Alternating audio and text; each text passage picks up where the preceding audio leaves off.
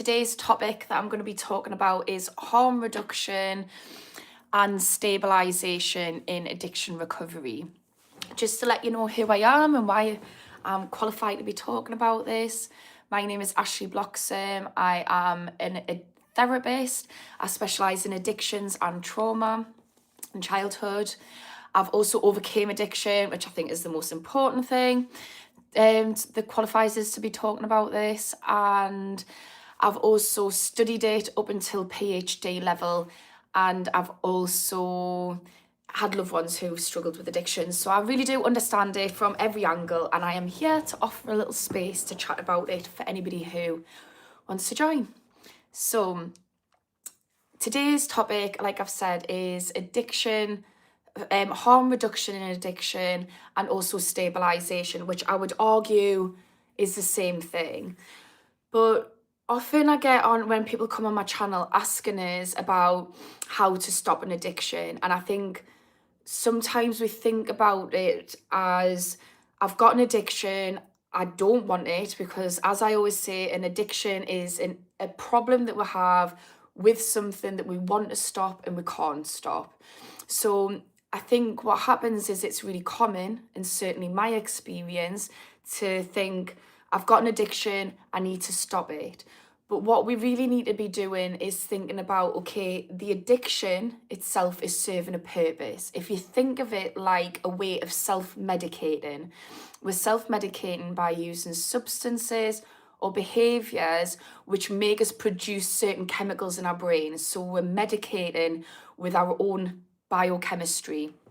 And if we think of it like medication, what we can start to realise is, if we remove the medication without treating the issue, actually that can be just as dangerous or fatal as the addiction itself. And equally, it means that you've still got the original issue. So this is why we get a lot of people who will get rid of one addiction and then switch to another addiction, because it's medicating through our own biochemistry.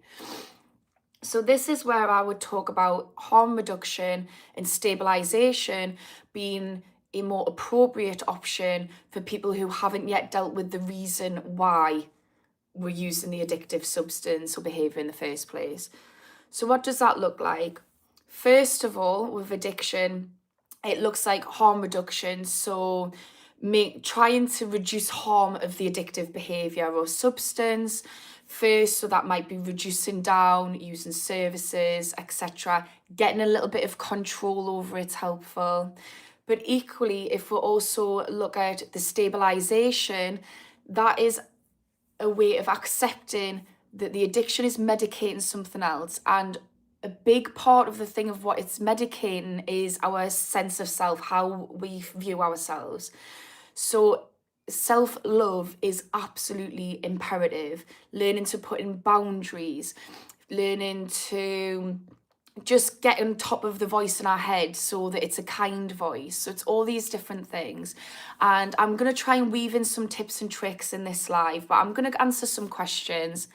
Also, if anybody wants to ask us a question about addiction or mental health, I'm a therapist, I'm happy to answer, so please do comment. Hi Gavin, I'm good, thank you. How are you?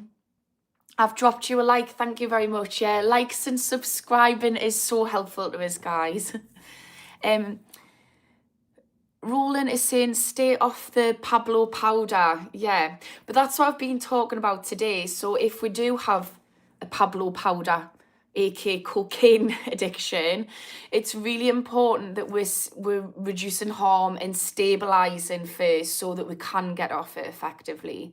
I think one of the issues of addiction recovery can be, we realise we've got a problem that we can't stop, and then we berate ourselves saying, right, we need to stop this, and we're not looking at why we're using the Pablo powder in the first place, and we need to look at that first. And we also need to get to a place where our relationship with ourselves is strong enough to deal with removing the Pablo powder. Let's see what other people are saying. Swan, what you're doing is great work. Thank you very much. I really appreciate that. Liz, are religious scriptures allowed? I feel it's best to ask.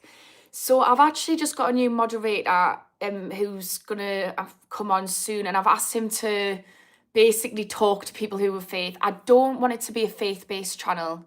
I think faith has a really good place in addiction recovery. I'm spiritual. So if other people are needing support with religious scriptures, absolutely send them. But I don't want to deter people who are agnostic or atheist. But yeah, TS is saying thank you for what you're doing. Jesus loves you. Absolutely. Christians or whatever, talk amongst yourselves. I think that's great. But I don't want to exclude people. So yes, you can send them is the answer. But I'm not going to push it onto people, if you get what I mean. Right. How are you today? I'm feeling much better, guys. Oh, thanks for everyone who's liking. I can see little love hearts coming up. I'm feeling much better. I'm on the mend. How are you guys feeling? Let us know, is anybody in active addiction or recovery? I get quite a lot of recovery veterans on here, which is quite nice. Because as an addictions therapist, I tend to work with people in active addiction. But if anyone's in recovery, let us know what your top tip is for anyone who's listening. Hi, Elsa. Nice to see you again. It's good to see people. Gavin, I'm sure you've been on before as well. School of Anti-Addiction, a more accurate title, JB. Yeah, well, the reason why I call it School of Addiction is because I've spent years learning about it through overcoming it and also studying it up to PhD. So the idea is just to share everything I know for you guys, and I'm still constantly learning. So just sharing everything that I know about it to anybody who needs it. So I always start off with a little lecture, a little topic. And I've also been schooled in addiction myself. I've been through the trenches, so yeah. Oh, your name's Guy. Hi, I love the name Guy. I know someone called Guy. It's such a cool name. Elle says your pup. Oh, I've got 2 pups. I've got 2 little chihuahuas. I love them. Right, Roland Smith, 5, 4, 3, 2, 1, half, quarter, then no grams. Yeah, reductions. That is such a good way. And that's how I came off my addiction, is I reduced down. And it kind of gives you a sense, it helps you feel like you're in control. Because let's be real, if we're in addiction, we're just out of control, and that feels really scary place to be sitting. So what Roland's talking about is just, instead of saying I'm going to go abstinent and stop tomorrow, I'm going to be this teetotal person, it's about reducing down. And each time you manage to reduce down, praise yourself, and you can start to think, actually, this addiction doesn't have full control over my life. I'm starting to gain that control back. And it's a really empowering thing to do.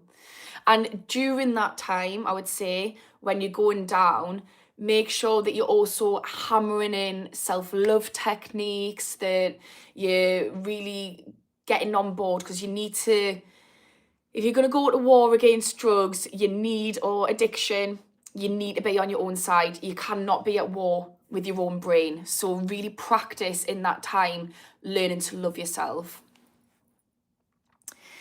Guy. Oh, Elsa Walks Guy, I get it. Do you know what it is? I'm so dyslexic, guys. So if you even get your name said, any of your titles said right, you're winning. Because I noticed I was calling someone Maverick and then Merrick within like a second of each other. So, but yeah, my dogs walk me as well. Margaret and Muriel walk Ashley. Raven, good morning, sweet friend. How are you doing? I'm in Los Angeles, California, US. I didn't know Los Angeles was in California. That's so bad. So bad at geography. I think mental health and addiction is where my knowledge starts and begins, to be honest with you. But hello from Newcastle, England. Guy, I've met you before in Norfolk many years ago. So was that when I was I actually got sectioned in Norfolk. Was that then, or was it?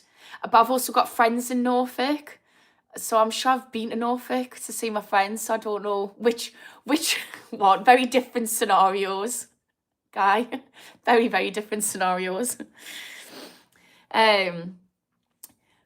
Rolling, I need help for my bereavement, beat the drugs. Now I've just got to sort out my depression. That's amazing that you've beat the drugs. And this is the thing, Rolling. I will talk through bereavement, but I can also offer you a one-to-one. So I'm giving free one-to-one sessions for people who are in active addiction or recovery and need a bit of support. So I'm happy to give you a one-to-one to come up with something to help you specifically for bereavement. But the thing with addiction is, like I said in the beginning, it's acting as a self-medication. So when we remove the medication, because we're medicating with, we're basically hacking our biochemistry to medicate whatever's going on underneath, and like all prescription drugs do, by the way. So when we remove that, we're then left to deal with the stuff underneath, and it sounds like bereavement's the thing for you, which fully explains why you were struggling with addiction anyway. So I would say with bereavement, one of the biggest things is, especially in the West, is we don't grieve people in a way that produces closure in the way that we used to. So if you look at, say, in Mexico, they have this huge ceremony, and it's this huge thing where they grieve the dead once a year. Even if we go back to Victorian times in the UK, we used to have open caskets in your sitting room, so everyone would come round and they would, really get to terms with what's happened. And when I did my bereavement course, which was 6 weeks, the thing that we learned is it's so taboo now. We have a funeral, it's very separate, and we don't get to process bereavement in the way that we need to as human beings. So one of the helpful things to do is to sit there and find tools to help you get closure and to move through it. But I would also say that one of the biggest things to do is be kind to yourself, because the other thing in the West is there's an expectation that we just get over it, and that's not true. So at work, we're expected to go back to work after 2 weeks. For a parent, you don't even get time off other than for a funeral for somebody close to you who's died. So we're not being given the space and time it actually takes to grieve someone. So I think part of it is just being kind to yourself, that it's not something that happens straight away. But I can give you a lot of more specific stuff based to you if you're wanting that, Rolling, because that was quite broad. Right, let's see what else other people are saying. Rampage, just know what, can I ask you something? This makes me want to try cocaine. The wording is asked, this makes me want to try cocaine. What do you mean by that? I mean, I'm not here to tell people whether to take drugs or not. Like, at the end of the day, no judgment. I've taken many a drug in my time, but if I was going to speak to a younger version of myself, I would say don't try cocaine. I would say for you, no, because I did used to have quite a problematic issue with cocaine. So yeah. But yeah, ask us a question. Ask us any questions around addiction or mental health. I'm happy to answer. Could Map, keep up the good work. Thank you. I honestly, everyone is so lush on this channel. Dan, good afternoon from Romania. Like 7 for School of Addiction. Thank you so much for the like. Yeah, thanks for everybody who's liked, and if anyone could subscribe, that would be helpful. But hello to Romania from England. Guy, Rampage, don't be stupid. Yeah, put him in his place. Don't go on a rampage. Come on. Maverick, garbage. Probably, I mean, I'm only human over here. Try my best. Where are you from? So I'm from Newcastle in England. Hi, Bea. Well, I'm just going to say Zero Anger. Hi, Zero Anger. That's a good place to be in. Right, 1 ill. how do you deal if you're a torture victim being annihilated by people who pretend to protect you? That is a very good question. It depends on what you mean by that, because it depends on a lot of things contextually, like your age, what the circumstances is. I can do a one-to-one with you if you'd like to hash that out personally, because it's quite broad. I think if we're going to look on a broad thing of if we feel like we're around people who are not helpful to our well-being, it's a case of putting in boundaries, but we need to think about, is that safe and who are these people? So it's one of those things where I would be scared to give some therapeutic, not necessarily advice, but some therapeutic context without understanding the situation, because it might actually make it worse. Which is why it's really important to work with therapists, because then you can delve through everything. So if I was your therapist, I'd look at a lot of different angles, and then together we would come up with the solution. But I am happy to do a one-to-one, because that sounds awful. And I've felt like what it's like to feel penalised and to feel like I'm surrounded by people who don't have my best intentions. And it's really painful. It's a really painful place to be in. And it was, but it is something we can get out with the right support.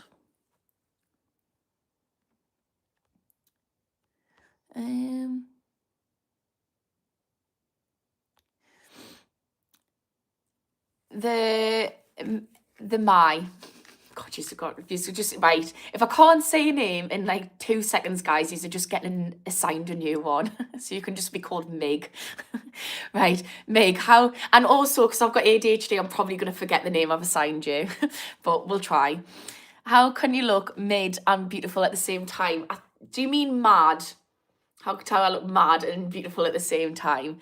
And if that is what you meant, that is because I am mad. We're all mad here. Is what to say? Alice in Wonderland. I can't remember who wrote Alice in Wonderland. I haven't been to Istanbul. No, I've heard it's meant to be beautiful. Robert, is it true that y'all are having to get some type of microchip or mark in order to work over there? I don't know. I don't follow the news. That's one of the things. I've been on such a big healing journey, and one of the things that I've realised is listening to the garbage that we're told is going on in the world is nothing but fear mongering. I'm not saying it's not true, but like I don't know. So luckily I'm not sat here fearing that I'm going to be microchipped against me will. I will say though, we don't really know with the world, do we? Especially the UK, it's a bit bonkers. Like I said, we're all mad here. And I think the maddest are those who are running the country. But hey-ho. Right. Zero anger. Hello, I'm addicted from a few bad habits. Please suggest me the best way to heal myself from that. Yeah. So there's three things I'd say for that. So if you're dealing with a few bad habits, first of all, I would write them down and think, which is the most problematic? So which one's causing the most harm? So impacting my life and health and relationships, etc. And I would tackle the worst one first.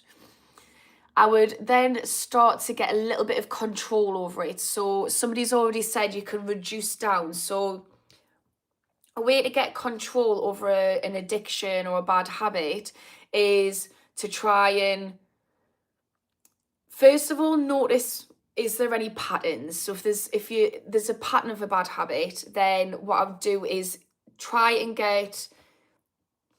not do it in that time. So if it's habitual, get rid of that one. That doesn't mean get rid of it altogether, but that might mean we're not doing it now, we can do it in half an hour or whatever. The other thing I would do is try and reduce the bad habit. So try and think, so if it's, for instance, I'm doing it now with doom scrolling. I'm terrible for doom scrolling. I was. And what I've been doing is for the last, I think 2 weeks now, is I'm not doing it first thing I get up, and I just thought I'm going to allocate myself a time slot, which is when my son goes to bed, because I've got to sit in the room, bored out my brains while he falls asleep. And that's my time where I can do social media. So I'm just allowing myself a time frame to do it. And I also set a timer, so I'm not sat there doing it all night. So just try and get a bit of control. The second thing is pay attention to your thoughts. So how kind of us on a scale of 1 to 10 are you to yourself? And literally grade it. So if you think you're a 3, try and say, okay, I want to get to a 10. I want to be 10 out of 10 lush to myself. So how am I going to get to that level of kindness? And think about what one thing can I do to get us from a 3 to a 4, and just keep going back to that and keep growing your self-love in ways like that. And there's loads of ways to learn to love yourself, a lot of self-help books, and I'll give some tips and tricks. And the third one, I would say, no, I think I've said all 3. Yeah, so you want to pick the worst, reduce down, and get rid of habitual ones, and learn to love yourself, and just do it on a scale. So think of learning to love yourself as a destination. So as a journey, not a destination. Because I've been learning to love myself for years, guys, and I'm still not 100% there.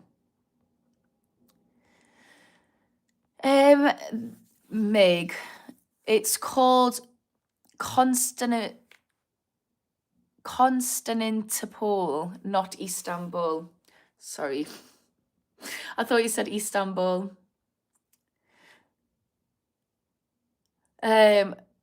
Relax, food, travel, have hope, please. Yeah, absolutely. I think one of the most detrimental things I did in my addiction was lose hope.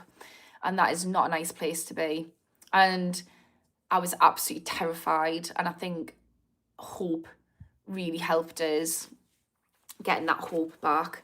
And that just looked like, for me, because I'm spiritual, I was just like, everything happens for a reason. There is going to be a reason for this. Just keep going. Right. Chris, early bird, could you explain further? Wake up from the dream. Oh, the Mig wake up from the dream. What's the Mig said? I'm getting a little bit lost, guys. I'm going to try and get myself back on track. Nice to see someone with a sense of humour. Yeah, I do. Was he taking the mick out of his because I said I'm dyslexic? Do you know what the thing is? I have got to say, I love to laugh at myself and others, but not in a mean way, like my friends. I mean, like, it's my little love language, is taking the mick out of each other. But I don't get jokes and sarcasm. It's the autism in us. Hey, Mark, I love you, baby. You're hot and I love your accent. Thank you. I will take that on the chin. Beautiful Irish. I'm not Irish. I'm from Newcastle. Originally Sheffield, lived in Newcastle since I was a bairn. Mark, am I single? Will you marry us? I'm not. I've got a boyfriend and he's lovely. So hopefully he's not going anywhere anytime soon. The Mickey Blue. Good morning. Oh, hi, Mickey Blue. I recognise you. Good morning, all. Stay blessed, stay strong, and keep fighting those demons, everyone. Yes, 100%. It is. It's like, I think that's one thing I was talking to my friend about the other day. So she struggled with heroin addiction. And we were saying, like, one of the biggest things that help us, going back to what the Mickey Blue said about saying blessed, is just being grateful for life. And just being grateful for the little things. It does really help. And there's a lot of research out there which talks about it. Gateshead crew. Yes, I'm not far from Gateshead. I live in Durham. The FX thing, you. Anything more? I think I've got through all the comments. If anyone's got any questions about addiction or mental health, please do let us know. So I'll go back while I'm waiting for any comments to come in.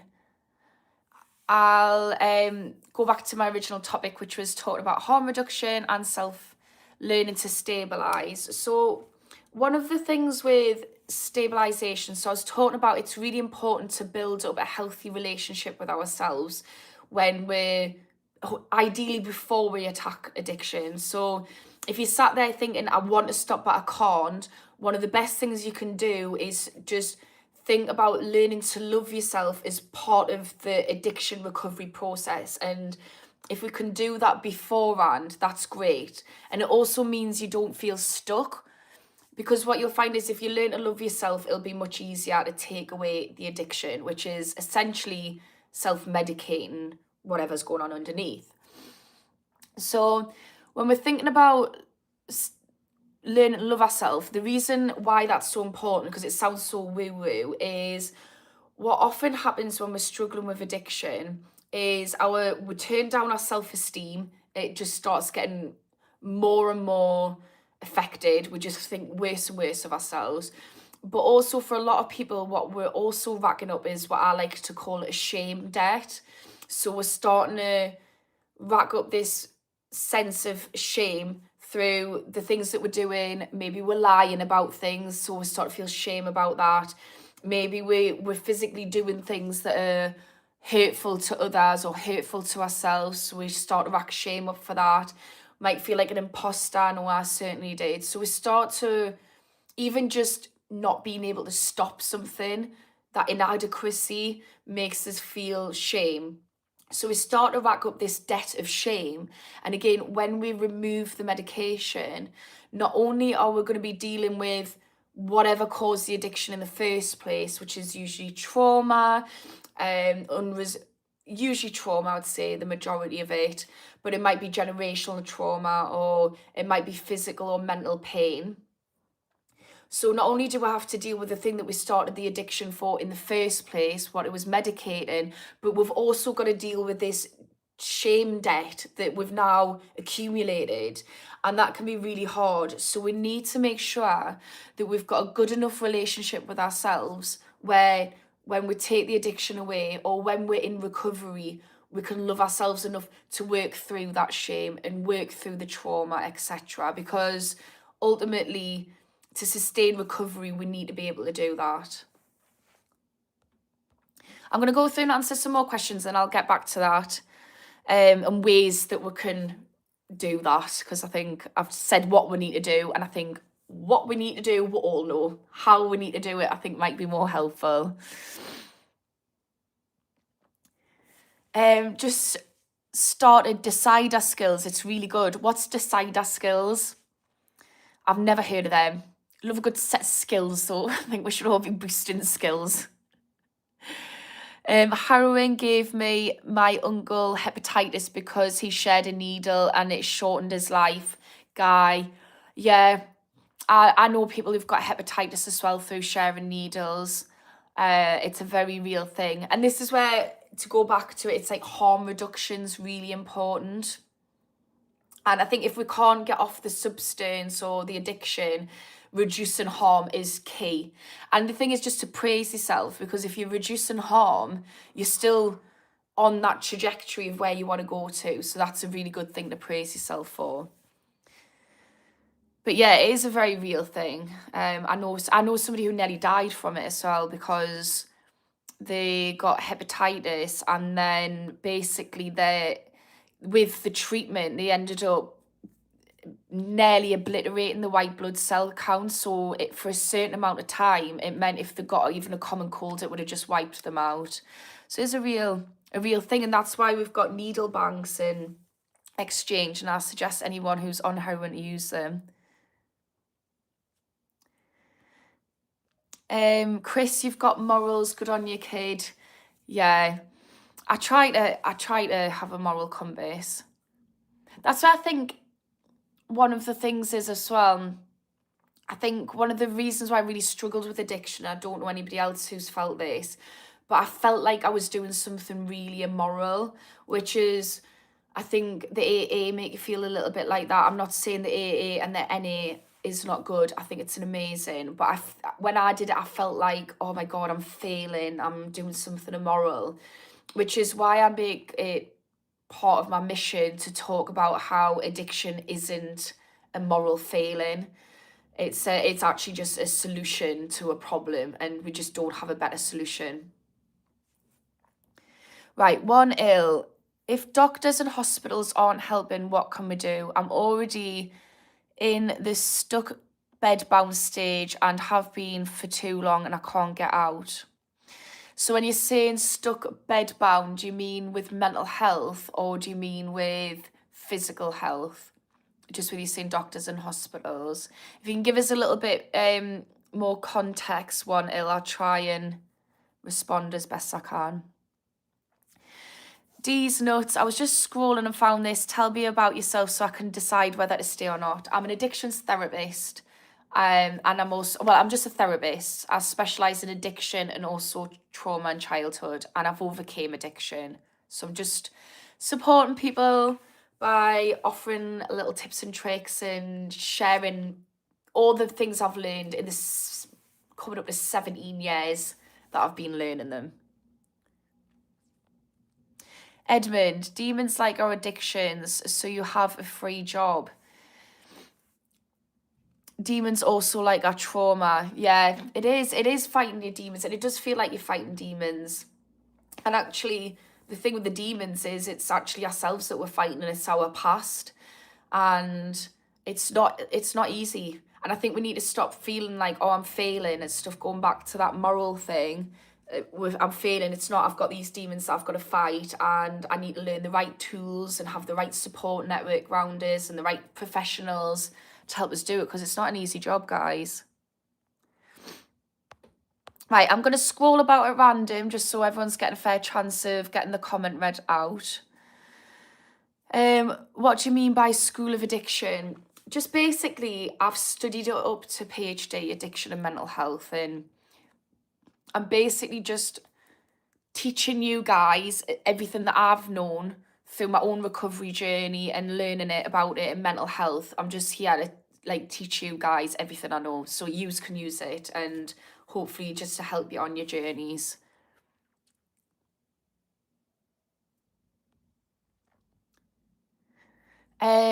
Megan said hospitals are definitely taking a more health-led approach now. Times have definitely changed, speaking from lived experience.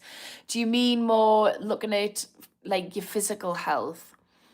I think that's really important. I think talking about when we look at, for me, I think when we're looking at addiction recovery or mental health, even without addiction, the one thing that we can all do is look at our physical health. So that is gut.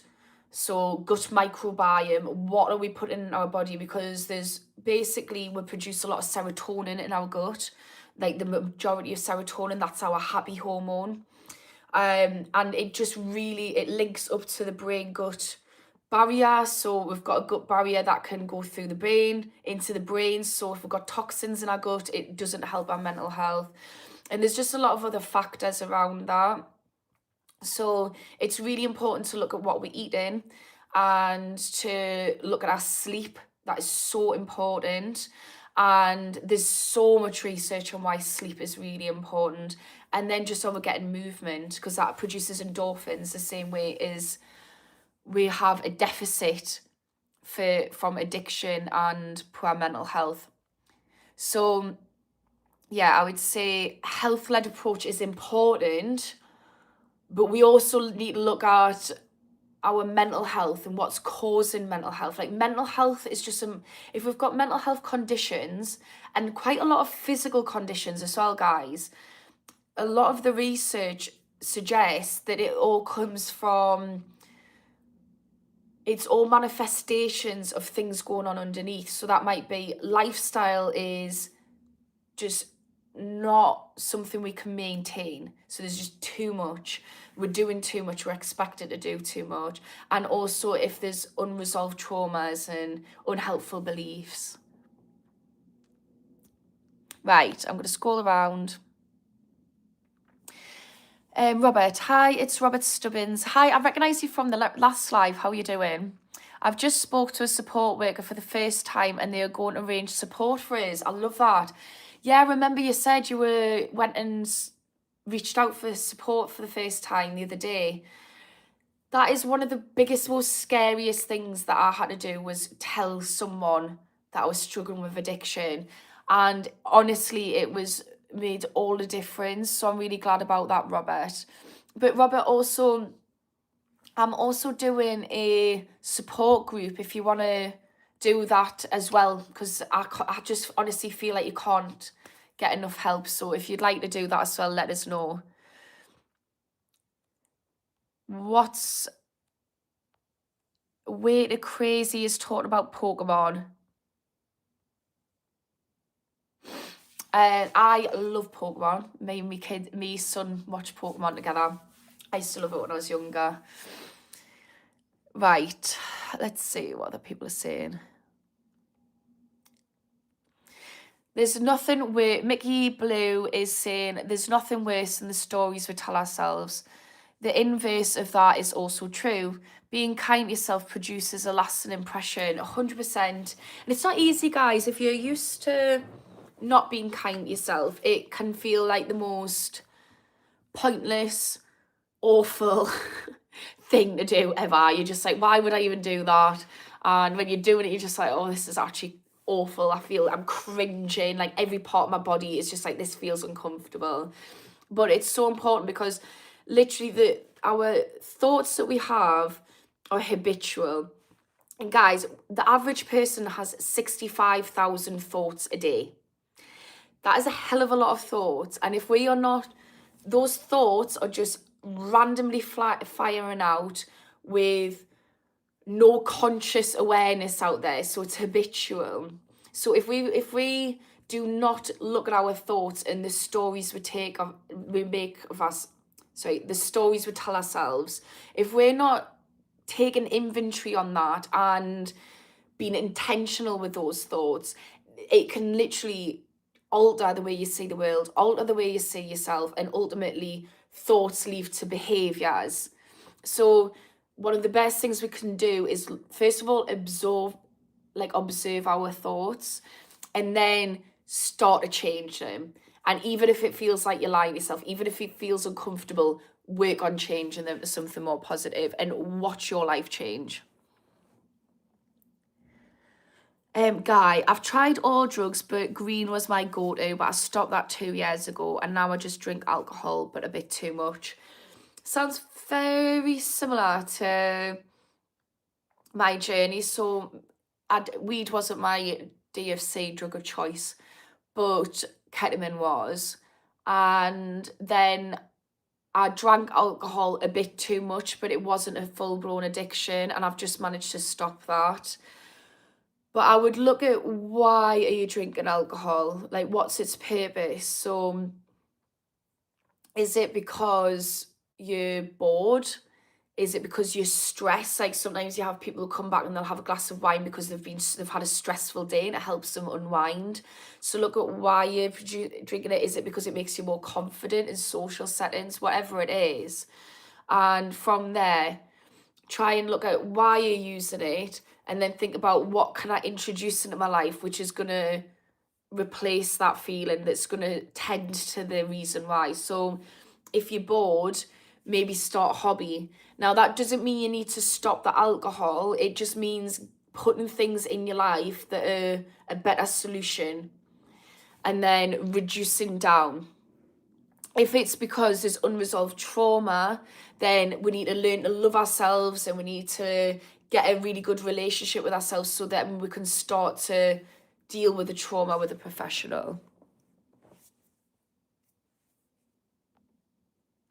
Right, I'm going to scroll around.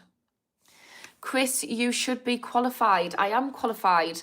I'm qualified a bit, me. I've got 2 degrees, a master's. I was doing my PhD, but I didn't finish that qualification because I became a single mom, and I also just thought, why am I doing this? But I did do 2 years of it. I've also got random NVQs and stuff coming out my ears. And I also do a lot of CPD training. So If you work in the mental health field, you're supposed to do continuous personal development or clinical development, which I still do. So I am qualified, guys, basically. Too qualified. Always take things to extreme.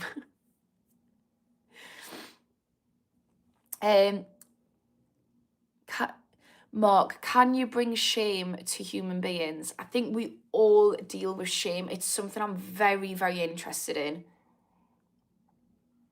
I'm currently in the editing phases of my book around addiction, and one of the big core part of it is around shame and empathy.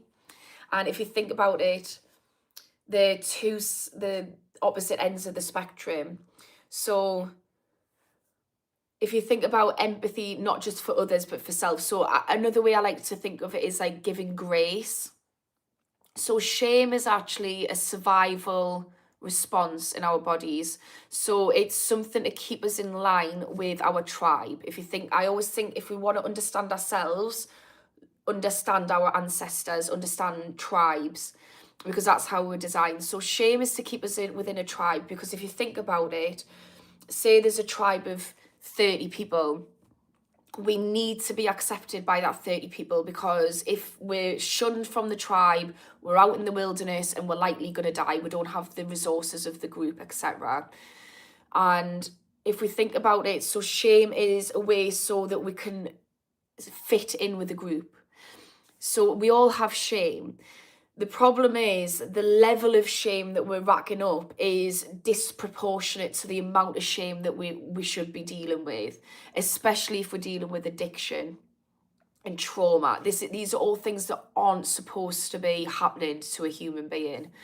So yeah, we all have shame. Now, on the opposite side of the spectrum, if you think about giving grace, that's empathy for self and others. So if you could give other people grace for their mistakes, then it's a biofeedback loop. The more grace we give to others, the more we're able to receive grace. If we give ourselves grace for making mistakes, then the shame will come down. And the idea is you've got like low empathy for self and others, high shame debt. And the more empathy you have for yourself and others, the more that shame will come down and you'll be able to deal with it. Shame, guys, is no different to... It stems from guilt and other emotions. So it's a secondary emotion, we call it. But it's an uncomfortable feeling in the body, the same as jealousy, anger, frustration, all these horrible feelings that we don't like, rejection. So it's a feeling, but it's quite an uncomfortable feeling. But we all have it. Ooh, that's a good question. What am I ashamed about? So I used to be really, if I'm talking about in the context of addiction, I was very ashamed about the fact that I was relapsing on ketamine whilst pregnant. I honestly felt like the worst mom. I've worked through that shame now. So now I've got to a place of forgiveness where I think, do you know what it is? It wasn't my fault. I was doing the best I could with the lack of tools and support that I had. What am I ashamed about now? I'm constantly working through shame. Okay, so one of the things that I've been dealing with recently around shame is, and I'm just telling you this, guys, just so that everybody, so you all know everybody deals with it, is I've been working through the fact that, so I know a lot about relationships. I've studied relationships, I've studied attachment, I've done all of this stuff, but I've really been struggling with feeling insecure in a new relationship that I've started. I've had a lot of insecurities coming up, fears of abandonment, fears of being cheated on, all these fears. And then I've been trying to manage it. And then every time one of my insecurities is rearing its head and I'm being triggered and then behaving in a certain way, which is just like out of character, I've then felt a lot of shame around that, because I feel like, oh, I'm a counsellor, I've learned about this, I should know about it. So like, it doesn't matter who you are, we all experience shame, guys. It's about being kind to yourself and giving yourself grace for being human and making mistakes and not being perfect, even if you are a therapist who's studied it for years. Let's see what I'm just gonna scroll about at random and try and give everyone a fair chance of getting their questions answered. If anyone could subscribe, that would be so helpful to the channel, by the way, guys.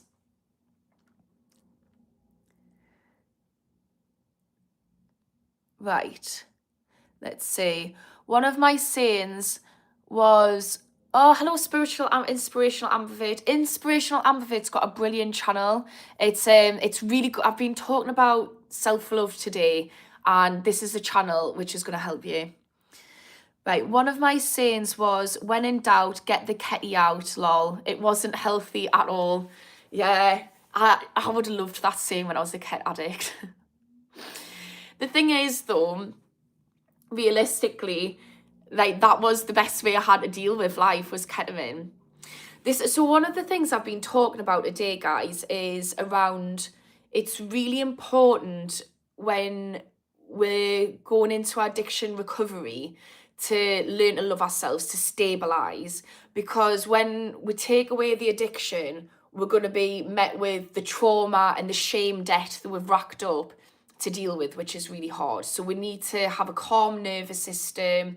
We need to know how to regulate our nervous system, and we need to know how to love ourselves enough to delve into these really hard things in our psyche.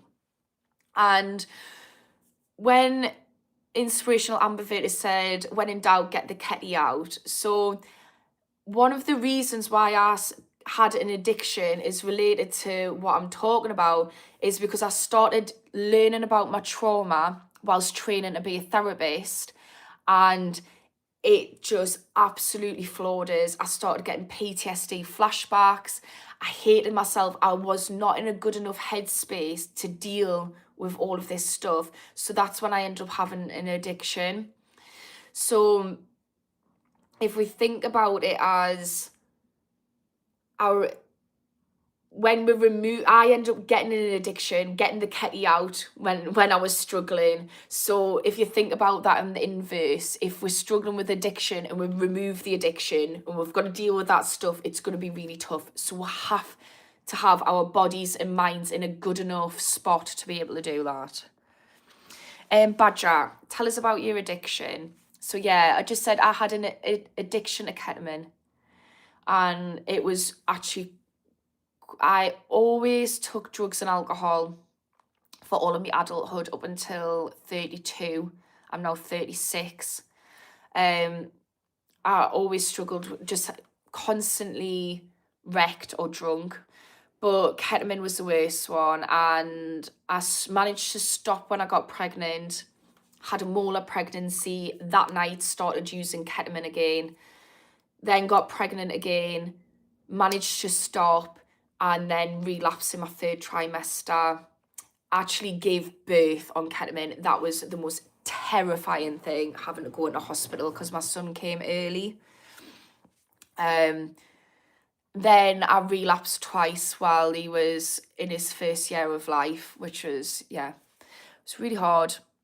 And the whole while, my bladder was like, it really affects your bladder, ketamine, guys. Holocaust single mom, you say? Yes, I am. I love being a single mom, though. I love it. It's great. I get to have just me and him pottering around life together, and then he goes to his dad's for weekends, and I get to just be a normal human being, not just a mom. It's mint. Inspirational ambivert. Have you ever heard of ketamine blood? I've just said, yeah. I know people who are on catheters. So one of the things with ketamine, guys, is, if you don't know, if you use ketamine, it actually puts scar tissue around your bladder, and then eventually it leads to having to have a catheter, have your bladder instead of a catheter instead of your bladder. And I knew people who were already on this, were at that level, and my bladder was really quite bad. Luckily it did heal when I stopped taking ketamine, so I'm really fortunate. But because it makes your bladder scar, that's one of, it can get to a point of no return.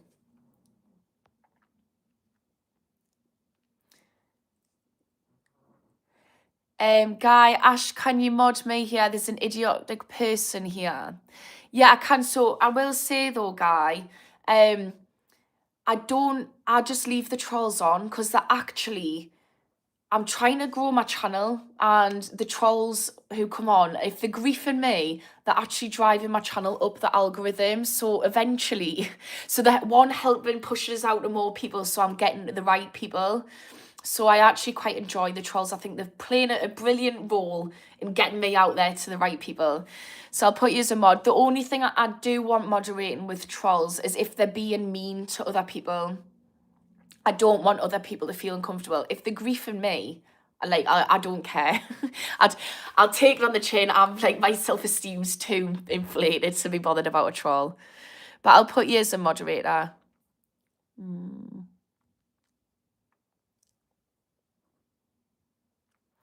Right.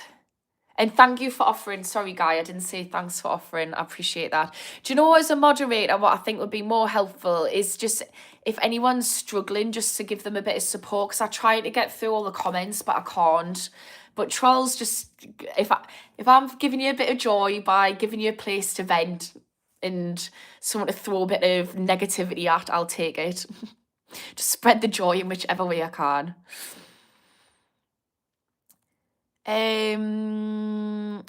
Holocaust enthusiast? Are you just enthusiastic about the Holocaust? I went to Auschwitz. I found that was eye-opening. What do you know?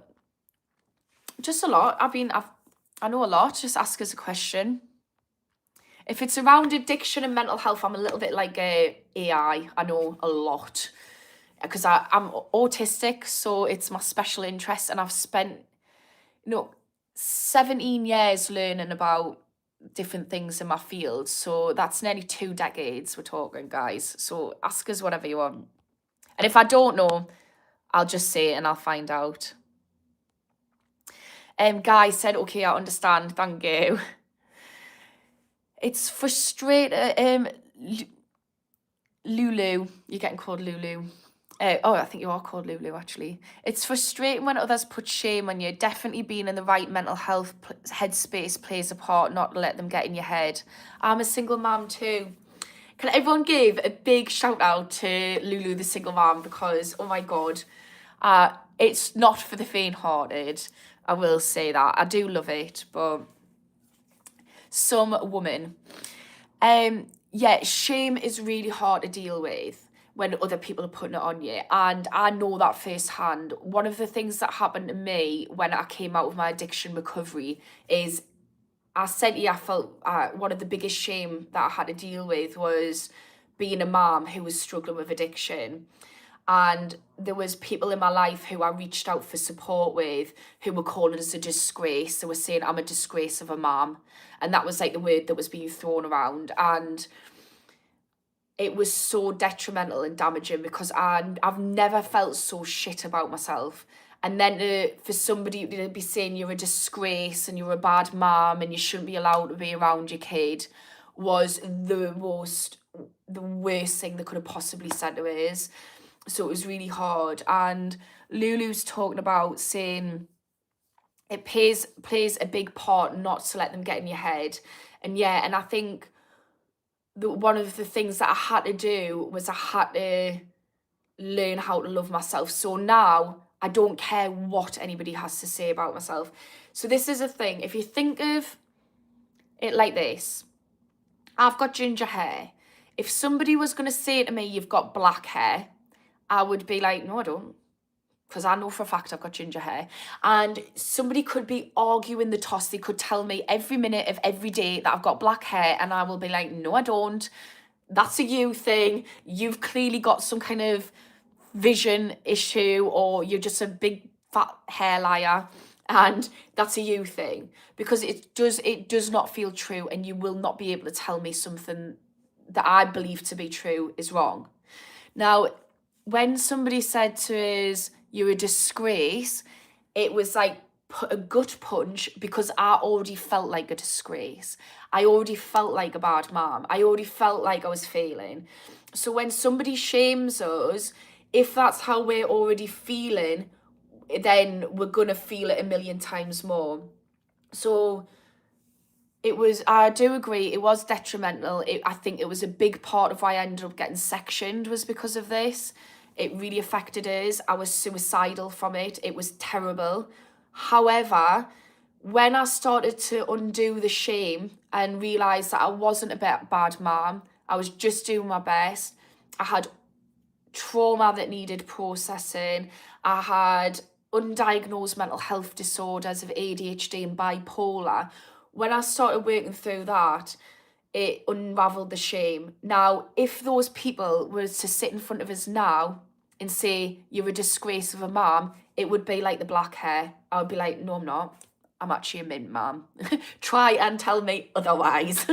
So, that was a long-winded way of saying, guys, it's really important that the belief in ourselves is grounded in love and is so strong that it doesn't matter what anyone's got to say. It is not true, because I know me better than you will ever know me, and I do not believe in that. And try and tell me that any single mom isn't brilliant, by the way, Lulu, because honestly, to do that by yourself is amazing. Right, inverted banana. Shame comes from others, guilt comes from self. Yeah, I think that's one way of looking at it. It's exactly what I said. It's a shame response is so that we can fit in with others. So it might be us projecting on others and assuming that's what others think, or it might actually be others. And it might just even be, we're picking up on micro expressions or we're picking up on body language. So it's when other people judge us or we feel judged by others. And guilt is an internal thing, but guilt can lead to shame as well. But yeah, good point, inverted banana. And I think that's the thing. But I also think if people are judging us, we need to remember that's about them. So if they're judging us, they're probably judging themselves, because the more I've worked on giving myself and others grace in life, the less judgmental I am. And that proves that judgment is me. I judge myself, therefore I judge you. So the less I judge myself and the less I judge you, the less judgment is. So try and remember also that is a them thing.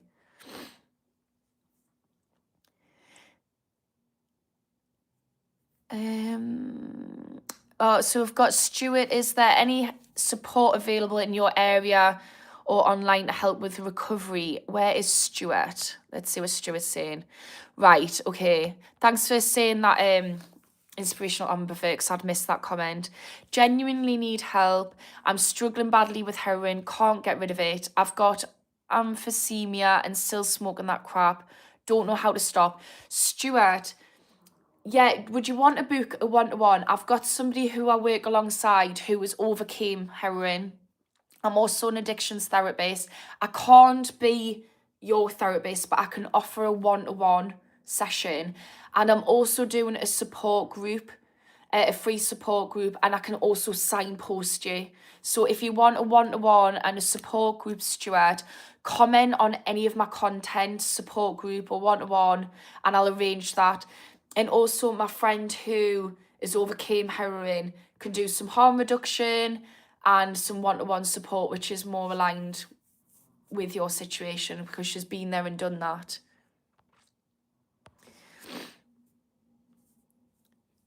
I was on methadone but gave it up. Yeah, and you've got to think, Stuart, the thing is, so what I'll be doing in my support group is helping you stabilise you mentally to get to the point of getting there.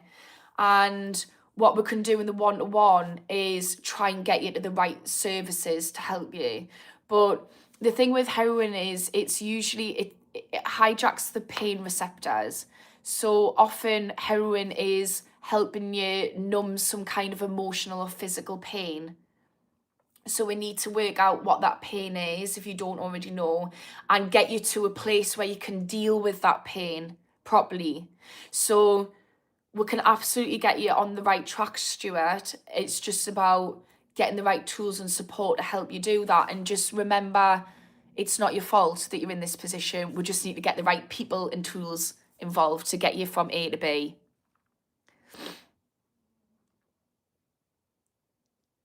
Right. George Cross, did you escape from a mental health facility because you sound kind of cray-cray? Cray-cray? Are you talking about the Cray twins? Cray-cray is in short for crazy. Well, I am crazy on paper. I've got bipolar and ADHD and autism, but I'm also super qualified to be here, so I'm not just a crazy person babbling. But we're all mad here, let's be real. We've all got a little bit of crazy in we. Right, let's see what's... I'm just going to scroll around at random, guys, and see what people are saying.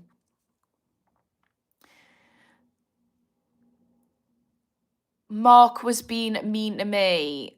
Can one of my... Oh, Holocaust, I want help. I've just seen there. I'm no troll. Holocaust enthusiast, if you want some help, like I said, anybody who's watching who's in active addiction or recovery and still struggling, if you just comment on any of my content, any of my shorts or lives, like previous lives, support, and I will get in touch with you. I'll give you my email address and get you off social media, and we'll get you I'll get you some kind of support. I hope you're still here, Holocaust enthusiast. I'm just gonna call you enthusiast.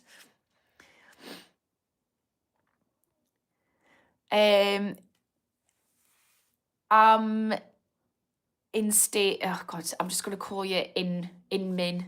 I don't know how you say that. This woman is better than any troll could ever be. Thank you. Lulu. Oh, I've already read that one. Right, Chris. Oh, hello, Warrior for Jesus. How you doing? I need to reply to your message. I sent you a quick one before I came on, but I wasn't online yesterday. I try and have Sundays as day of rest as somebody who's religious. I'm not religious, I'm spiritual, but I thought I'm going to take on that religious thing and have Sunday as a day of rest. But my mum was a single mum, and I can't thank her enough for her strength.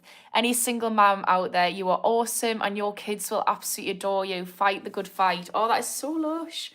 I try and think that, yeah, Lulu, I don't know how you feel about being a single mum, but I always think, if you think of it like the way, this isn't just for single moms as well, this is like all moms, I think, are amazing. So in a tribe, we're not, as mothers, we're supposed to be all together looking after the kids. You know, it takes a village to raise kids. And the way that society is now in the West is just outrageous. In fact, in most of the world, where women are expected to work and we're expected to bring up kids, and look after a house, it's too much. And then on top of that, being a single mom. So that's part of how I undid my shame as well. I started saying to myself, like, you might not be perfect, but oh my God, you were doing your best in a circumstance which, as a woman and as a mother, I'm not designed for. But it's so nice to see that when Chris Warrior for Jesus has said he's grateful for his mum, because I always think I'm doing my best and that's all I can do, but I really hope that my son doesn't take my inability to do any more than I can is personally. So that's good to know. I'm getting a little bit, yeah, that's what somebody else says. What shame do I deal with at the moment? I think that's something that I'm always grappling for, and I think it's that guilt, what somebody said, which comes internally, is feeling guilt as a mum. And I think most mothers, if you're listening, will agree that mum guilt is just, it doesn't matter what you do, you're feeling guilt for it, and it's trying to constantly work on that. Right, we need the toilet, guys, so I'm gonna have to make this I'm gonna have to answer a few questions and then go. Cormac, oh hi, nice to see you again, Cormac, one of my little regulars. I asked a girl out I know on Instagram and she just ghosted me. I hate the dating world of today. It's awful. I think this is part of the problem with social media and like dating apps, is it almost like what's that word? It makes dating into gamification, and we almost forget that there's another human being on the other side of it. It's really awful because we just kind of think, oh, I can just ghost that person. And it's a bit like, you know, how you get trolls, like people online are saying things that they never would dare to do to someone's face. And it's because they think they can. And it doesn't matter about that person's feelings because we feel detached from someone on the other side of the screen. One thing I will say, Cormac, is I've been ghosted, I've been breadcrumbed, I have dealt with so many shitty people when I've been dating. And for 3.5 years, I was single. And the whole time, I just thought, that's on them. If someone wants to treat me as less than who I know I am, which is a lush person who's trying the best, then screw them, that's their loss. And I started to really just double down on self-love on my dating journey. And I started getting to the point where I just thought, actually, you just don't deserve us. And that's fine. And I was just getting rid of people left, right, and centre. And eventually I found somebody who is just as sweet and kind and as much of a messy human being as me, who I get on with and fancy the arse off. So I'd say, her loss, Cormac. I know that doesn't help in the moment, but just think, a relationship's so important, guys. There is so much research that says if relationships can not only impact our well-being in the moment, but also impact our longevity. If you're in the right relationship, your nervous system will be settled. You'll be able to co-regulate with the person. Like, it literally it improves life expectancy. If you're in the wrong relationship, you are more likely to develop autoimmune diseases, Alzheimer's, all these different things because your body is under stress, cancers. Like, bad relationships are bad for us, guys. So if this person hasn't even got the decency to reply to you, she doesn't sound like somebody who's going to improve the quality of your life. She sounds like somebody who is self-centered and has zero empathy. And that is not somebody you want in your life, Cormac. So yeah, hope that was helpful. Yeah, Inspirational Ambivert said, Cormac, do you become the best version of yourself that you can be. It will make you become more attractive via self-love. 100%. Write down a list of what you want your partner to be. And look at all those things on the list and say, am I 100% these things? And if you're not, just think about, how can I up that? And just think to yourself, I'm going to focus on becoming the happiest, best version of myself. I'm going to work on my emotional intelligence because that's super important for a relationship. And, you know, I'm quite emotionally intelligent myself, but I'm still improving it. So even if I'm not saying you're not emotionally intelligent, Cormac, but just work on being the best version of yourself and loving yourself enough that somebody like that who's blanked you is so goddamn unattractive. Because I'm unattracted to them right now, just listening to it. Like, if somebody cannot be bothered to message you back, that is not a person that you need in your life. That's so unattractive. Message him saying, Ashley Bloxham said, no, please don't do that. I'm joking. Yeah. Yeah, Cormac, yeah, I'm working on myself now, using the hurt energy to progress. Yeah. Yeah, I love that for you, Cormac. It is amazing, as Inspirational Ambivert is saying. It's not an easy job to do. And look, I love myself tremendously. It's still not nice taking the gut punch every time you have an open heart and you speak to someone, or you're brave and courageous and message them, or whatever you do, and they just disrespect you. It's not easy. It's really not. And I find it just as painful as the next. But I love myself enough to think, screw you. Your loss. Chris, don't lie to yourself. I don't know if you're talking to me or someone else, but yeah, don't lie to yourself. Be open and honest with yourself. It's always helpful. Hello from France. Hello from Newcastle, Dennis. Right, I'm going to answer one more question, guys, and then I'm going to go because I really need the toilet. Inspirational ambivert, do you want to be a moderator? Because I feel like you're answering more questions than what I am. And I know that I'm quite mindful of who I have as moderators, and I know you're actually exceptional. Right. Yeah, I'm going to end on this. So inspirational ambivert said to Stuart, who was talking before, you've survived 30 years with something that kills most people long before that. That means you're stronger than you think. You don't have to do this alone. Reach out and take the smallest step. Yeah, 100% agree with inspirational ambivert. What he's saying to Stuart, you have survived something. And I think sometimes we berate ourselves for having an addiction. And actually what we need to realise is it's a form of self-medication. It's the solution, not the problem. So the fact that you've managed to survive using that as a way, because if we think of it, like I said in the beginning, addiction alters our brain chemistry. It makes us produce, it hijacks our biochemistry and makes us produce hormones which help us, whatever's going on underneath, usually trauma.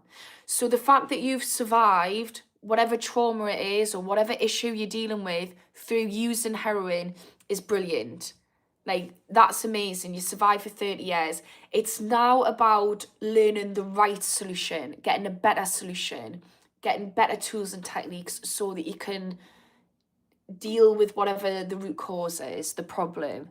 So please do comment, Stuart, on any of my content, and I'll arrange a one-to-one and get you in a support group and signpost you to the right people to help you, because you're not alone and you don't have to do it alone. And honestly, I know a lot of people who've been where you are and they've got out of it. So even if it feels helpless, and anyone dealing with addiction, I know it can feel so helpless, but it's not. Just right now, if you're struggling to come out of addiction or you're struggling to sustain recovery, it's because you don't have the right tools available. You don't have the right people. And that's what we need to do. Not berate yourself, find the right tools and people. And I can help you, anyone who's struggling, do that. And I'll do that free of charge. But I need to go, guys. So thanks very much for Badger. Get in touch. There is a way out. There really is. Like, I know it's not, I don't want to sit here and say it's easy, because I think that's insulting anyone who's in addiction and anyone who's came out of addiction. It's not easy, but it 100% is doable. I need you to understand that it is so doable. But if you think about it like this,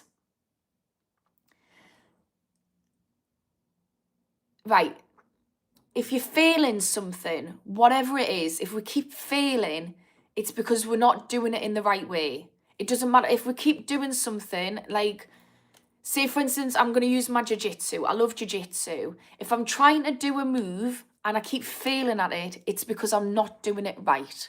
I'm not doing it in the right way. So it's not because of me, it's because I haven't yet learned how to do that correctly. And this is the same with anything. So if you feel like you're failing or there's no way out, it's because you've not been shown the right way out. You haven't got the right tools, the right headspace, the right services, the right support network. And it might be multiple things that you've not doing right yet. And it's not your fault. It's just you need someone to guide you out, and you need someone to say, "How? You're walking in the wrong direction. It's over here." And maybe you need a few different people saying this way, that way, and getting you right there. So don't feel like there's no way out. Just reframe that as, I don't know the way out yet. Yet. Big emphasis on yet. I do not know the way out yet. But you can find out. And honestly, if you're a drug addict, you are the most resourceful person who will work anything out if it means getting the drugs. So you've got a resourceful brain. It's about using that resourceful brain to find the right way out. And if you're not able to do it by yourself, that's okay. Very few people can. And if you keep failing, that's okay. I quit my addiction hundreds of times before I quit my addiction. Right. I'm going to let yous go because I really need a wee, guys. I've loved it as usual. Thanks for the little love hearts and party hats, guys. Hi to India. If anyone could subscribe who hasn't, that is so helpful for us, guys. Thank you so much, Elsa Walks. I've really appreciated you moderating, and just thank you for everybody who's shown up and commented. And if anybody wants any support, comment on any of my content and I will offer that for free. As usual, I go live every Monday, Wednesday, Friday at 10 a.m. and 9 p.m. GMT time. So I'll be available tonight at 9 p.m. GMT. And yeah, just thanks, guys. Bye.